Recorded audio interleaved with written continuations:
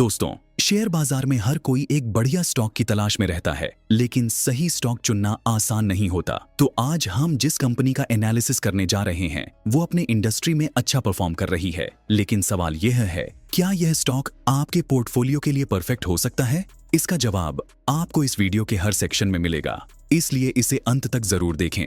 सबसे पहले समझते हैं इस कंपनी के कुछ बड़े फायदे और संभावित रिस्क। सबसे पहले, यह कंपनी 30.8% का शानदार डिविडेंड पे आउट देती है, जो इसे इनकम स्टॉक की कैटेगरी में रखता है।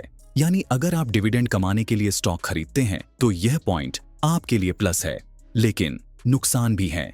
स्टॉक बुक वैल्यू से 3.25 गुना ज्यादा कीमत पर ट्रेड कर रहा है, यानी यह थोड़ी महंगी वैल्यूएशन पर मिल रहा है। इंटरेस्ट कवरेज रेशियो कम होने का मतलब है कि कंपनी पर कर्ज का दबाव बढ़ सकता है। और सबसे बड़ा सवाल, कंपनी का टैक्स रेट कम क्यों है? क्या यह लॉन्ग टर्म ग्रोथ को इफेक्ट कर सकता है? इसका सीधा असर आगे आने वाले फाइनेंशियल रिजल्ट्स पर पड़ सकता है। इसीलिए हमें और गहराई में जाना होगा, क्या ये कंपनी सच में मुनाफा कमा रही है? अब हम कंपनी के सबसे जरूरी हिस्से मुनाफे की बात करते हैं। पिछले कुछ सालों में सेल्स और नेट प्रॉफिट की ग्रोथ शानदार रही है। 10 साल की बिक्री वृद्धि दर 16%, 5 साल की बिक्री वृद्धि दर 19%, नेट प्रॉफिट ग्रोथ 10 साल में 25%, 5 साल में 23%, 3 साल में 13%। लेकिन ध्यान दें, लॉन्ग टर्म में ग्रोथ अच्छी रही है, लेकिन पिछले 3 साल में नेट प्रॉफिट ग्रोथ थोड़ा स्लो हुआ है। क्या यह कंपनी की रणनीति का हिस्सा है या बाजार के हालात का असर? इसका जवाब हमें बैलेंस शीट में मिल सकता है। बैलेंस शीट की हालत किसी भी कंपनी की असली तस्वीर दिखाती है, तो आइए इसे डिकोड करते हैं। सबसे पहले, रिजर्व्स लगातार बढ़ रहे हैं, जो कंपनी की फाइनेंशियल हेल्थ को मजबूत बनाता है। लेकिन एक समस्या है, उधार बोरोविंग्स भी बढ़ रहे हैं, मतलब कंपनी ने ग्रोथ के लिए कर्ज लिया है। अब सवाल उठता है, क्या कंपनी इसे सही से मैनेज कर पाएगी?